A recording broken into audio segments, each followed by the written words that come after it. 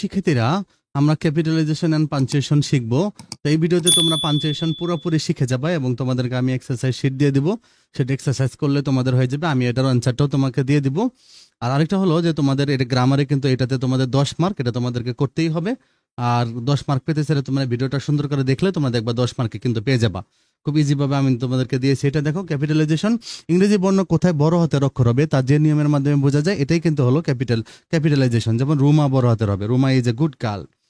Punctuation দেখো, বক্তব্য স্পষ্ট বোঝার জন্য বাক্যে যে চিহ্ন, জ্যোতি বা ছেদ বা বিরাম চিহ্নগুলো ব্যবহার করা হয়, যেমন কমা, কোশ্চেন মার্ক, ইনভার্টেড কমা, এগুলো হলো পাঞ্চুয়েশন। দেখো এখন দেখো আমরা কিভাবে ব্যবহার করবো। দেখো, ক্যাপিটাল লেটার তোমরা কোথায় দিবা? দেখো, সেন্টেন্সের শুরুতে তোমরা ক্যাপিটাল লেটার দিবা। প্রপার নাউন হলে যেমন মানুষের নাম, জায়গার নাম, এগুলো তোমরা ক্যাপিটাল লেটার দিবা। প্রপার নাউনের সব পার্ট, যেমন আসলাম খান, আসলামের এ বড় হাতের আর খানের কে বড় হাতের। দেখো এরকম প্রপার নাউনের প্রত্যেকটা পার্ট বড় হাতের হবে।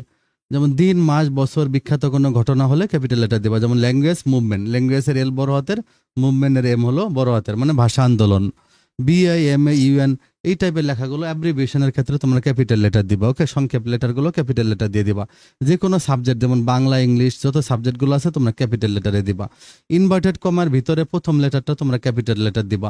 আর হলো আল্লাহ এবং আল্লাহর প্রোনাউন যদি হি, হিম, হিস, এগুলো দ্বারা আল্লাহকেই বোঝায়, অথবা অন্য কোনো দেবতা, গড বা জব, এগুলো অর্থে কি হয়, তখন তুমি ক্যাপিটাল লেটার দিবা। আর একটা হলো আই, যখন আমি বোঝাবে, যেমন আমি আই শব্দটা ক্যাপিটাল লেটার সবসময় ক্যাপিটাল লেটারে হবে। দেখো কমা, দেখো কোথায় দিবা তুমি?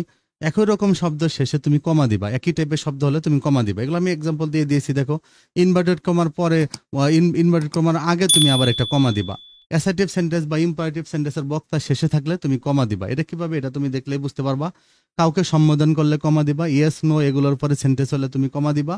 অ্যাপোজিটিভের আগে পরে তুমি কমা ব্যবহার করবা। তাহলে এগুলো কি, এগুলো আমরা একটা একটা করে দেখবো। দেখো একই রকম শব্দের শেষে কিভাবে কমা বসবে। দেখো দেখো, I eat rice, fish, vegetable and meat, etcetera. দেখো রাইসের পরে কমা, ফিশের পরে কমা, কিন্তু দেখো লাস্টেরটা যেহেতু অ্যান্ড আছে, দেখো অ্যান্ড থাকলে কমা হবে না, এটা মনে রাখবা। তারপর এটা কি ছিল? দেখো ইনভার্টেড কমার পূর্বে কমা দিবা তোমরা। এটা কি করবা? দেখো ইনভার্ট কমা কিভাবে? দেখো, he said to me I am ill today. তাহলে যে হি সেইড টু মি, এটা হলো ইনভার্টেড কমা, এর আগে দেখো একটা কমা আছে। হ্যাঁ, Fahad said why are you talking in the class. এই যে দেখো এখানে কিন্তু আমরা কমা ব্যবহার করেছি। হ্যাঁ, এটা ডাব্লুটা বড় হাতের হবে, আমরা ক্যাপিটাল লেটার। দেখো ইনভার্ট কমার ভিতরে থাকলে শুরুতে সেন্টেন্সটার ক্যাপিটাল লেটার হয়, এই হোয়াইটা ডাব্লুটা বড় হাতের হবে। দেখো তারপরে দেখো পরেরটা কি বলছে।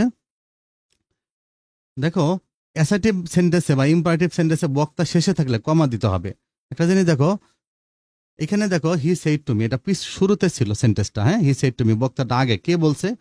তাকে, সে আগে ছিল। কিন্তু এখানে দেখো, you look a little bit like my mother, শেষে দেখো হি সেইড, সে বলল। তাহলে যেহেতু এই যে সে বলছে, এই কথাটা পিছনে আছে, হ্যাঁ, এটা হলো বক্তা, তখন পিছনে থাকলে এখানে ফুল স্টপ না হয় কমা হবে।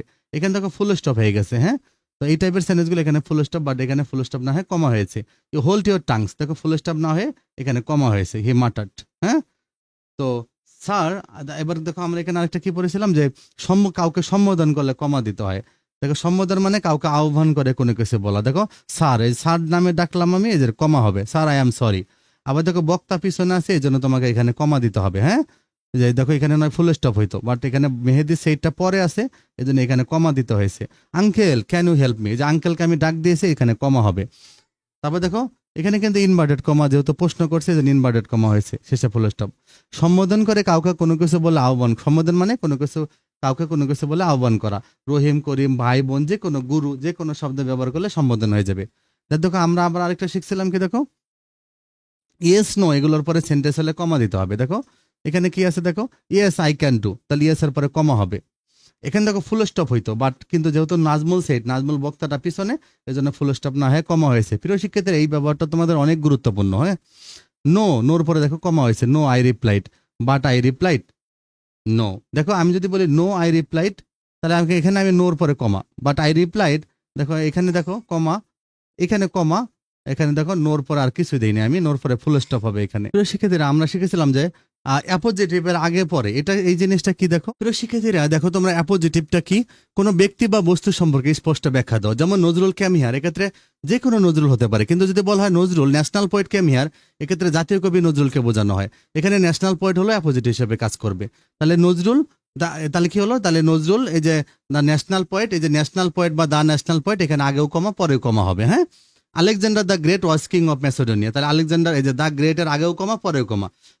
শিক্ষার্থীরা আরেকটা জিনিস দেখো, আমি যদি বলি Alexander was a king of Macedonia, সেন্টেন্সের কিন্তু নর্মাল সেন্টেন্স ঠিকই হবে, দ্য গ্রেট বাদ দিলেও সেন্টেন্সটা হবে, বাট স্পষ্ট বোঝার জন্য দ্য গ্রেট শব্দটা, তাহলে এটাকে অপোজিটিভ বলা হয়, আর আগে পরে কমা দিতে হয়। I love the greatest leader হযরত মুহাম্মদ সাল্লাল্লাহু আলাইহি ওয়াসাল্লাম, তাহলে এখানে আমরা কমা দিয়েছি। যদি এখানে বিখ্যাত নেতা বলতে এখানে হযরত মুহাম্মদ সাল্লাল্লাহু আলাইহি ওয়াসাল্লামকে বোঝানো হচ্ছে, তাহলে অপোজিটিভ শেষে থাকলে শুধু এর পূর্বে কমা দিতে হয়। দেখো এই যে হযরত মুহাম্মদ সাল্লাল্লাহু আলাইহি ওয়াসাল্লাম, আমি গ্রেটেস্ট লিডার বোঝাচ্ছি হযরত মুহাম্মদ সাল্লাল্লাহু আলাইহি ওয়াসাল্লামকে, তাহলে এখানে আমি আগে কমা দিয়েছি, শেষে ফুল স্টপ দিয়েছি।